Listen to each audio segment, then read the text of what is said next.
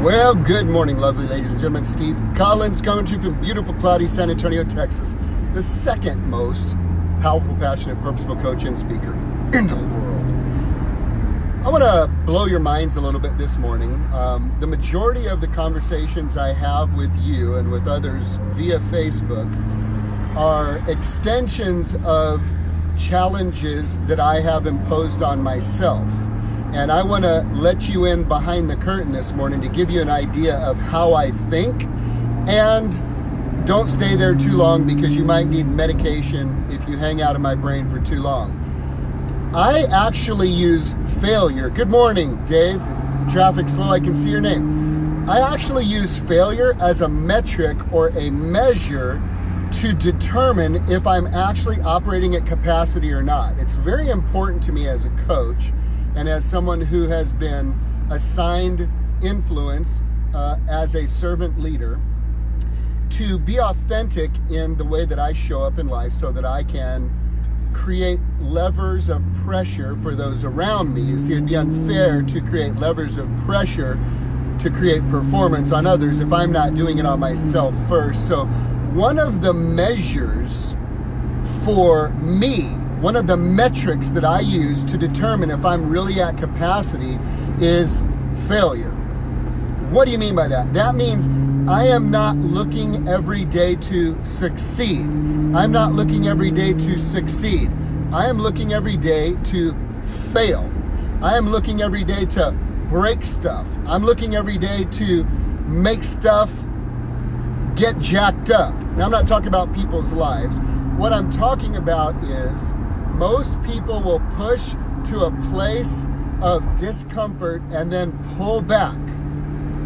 Yet when you're operating at full capacity, you don't know you're at full capacity until the system breaks, until the method breaks, until the model breaks, until you don't get the outcome you had hoped for, aka failure. Let me back that up and rewind it.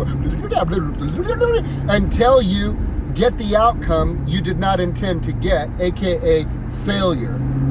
I look to fail daily. I look to cause those around me to fail daily because you are not at the edge of your capacity until you have failed.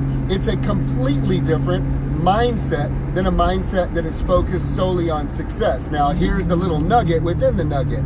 It really is success. You see, I realize I am succeeding when I am failing. Because if my goal is failure, then I've actually succeeded. Isn't that kind of deep? Isn't that wonderful? I know I'm winning when I'm losing. I know I'm succeeding when I'm failing. I know I'm going up when I'm going down. I know that when I'm weak, He is strong. So when you wrap your mind around the concept and the idea of failure as a positive metric or measure or indicator that you have pushed yourself to maximum capacity, here's what happens.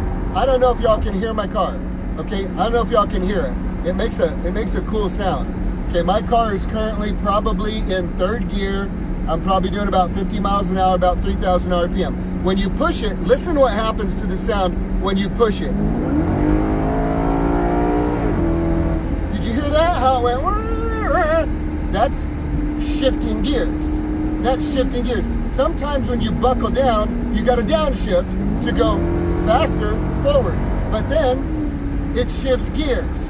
You go to another gear. Just when you think you're going to redline, just when you think you're going to blow up, just when you think the engine can't take anymore, you find another gear.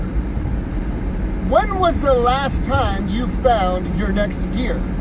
When was the last time you found your next gear? When was the last time it hurt so bad, things broke down so bad, everything failed so bad that you said, this must be the edge of my capacity. Now that I'm at the edge of my capacity and failure is showing up in my life, I need a new resource. I need a new relationship. I need a new model. I need a new tool. I need a new impartation from outside or from upstairs to begin to go into that next gear. You guys follow what I'm talking about? I told you I was going to need medication if you spent too much time in my head. When I'm failing, I'm succeeding. When I'm losing, I'm winning. When I'm going down, I'm going up. When I'm feeling weak is when I'm getting strong, ladies and gentlemen. It's the opposite world.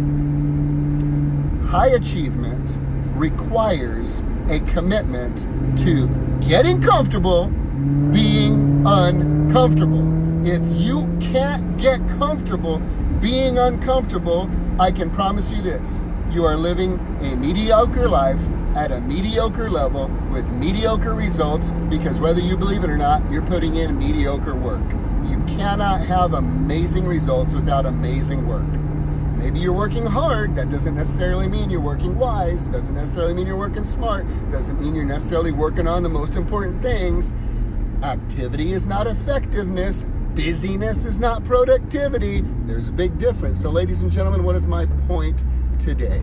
Welcome to the brain of Steve Collins, where when I'm failing, I'm actually succeeding. When I'm losing, I'm actually winning. When I am weak, then I am strong, because that's the measure and the metric that I use to say, Steve Collins, are you operating at the full capacity with the gifts and talents that God has given you today so you can maximize them in service to other people?